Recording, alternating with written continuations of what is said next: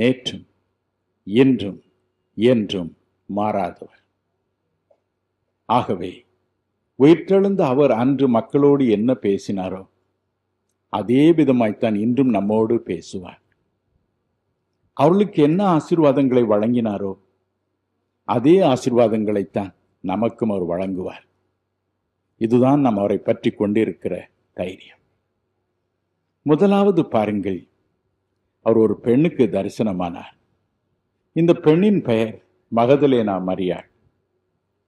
ஏன் அவளுக்கு முதலில் தரிசனமானார் என்று மார்க்கு 16ஆம் அதிகாரம் 9-10 வசனங்கள் கூறுகின்றன.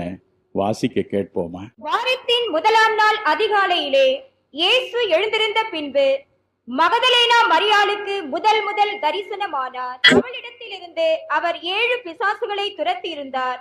அவள் புறப்பட்டு அவரோட கூட இருந்தவர்கள் துக்கப்பட்டு அழுது கொண்டிருக்கையில் அவர்களிடத்தில் போய் அந்த செய்தியை அறிவித்தாள். இந்த பெண்ணிடமிருந்து ஆண்டவர் 7 பிசாசுகளை துரத்தி இருந்தார். எனவே அவளுக்கு இயேசுவின் மீது அளவற்ற அன்பு, பாசம், ஒரு நன்றி உணர்வு. இப்பொழுதே பிசாசுகள் கூச்சலிட ஆரம்பித்து விட்டன. பாருங்கள், இயேசு உலாவிக் கொண்டு இருக்கிறார். கவலைப்படாதிருங்க. அதே இயேசுதான், அதே இயேசுதான் நமக்கும் உதவி செய்வார். நம் கண்ணீரை இன்று துடைப்பார். இந்த பெண் என்ன செய்தாலாம் பாருங்கள்.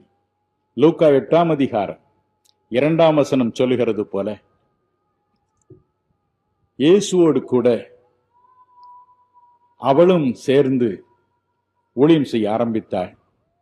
இயேசுவுக்கும் அவருடைய சீடர்களுக்கும் தொண்டு செய்யவும் ஆரம்பித்தார். இந்த நன்றியை இயேசு மறக்கவில்லை. எனவே அவளை தேடி வந்தார். மட்டுமல்ல, யோவான் 20ஆம் அதிகாரம் 1ஆம் வசனத்தை பாருங்கள்.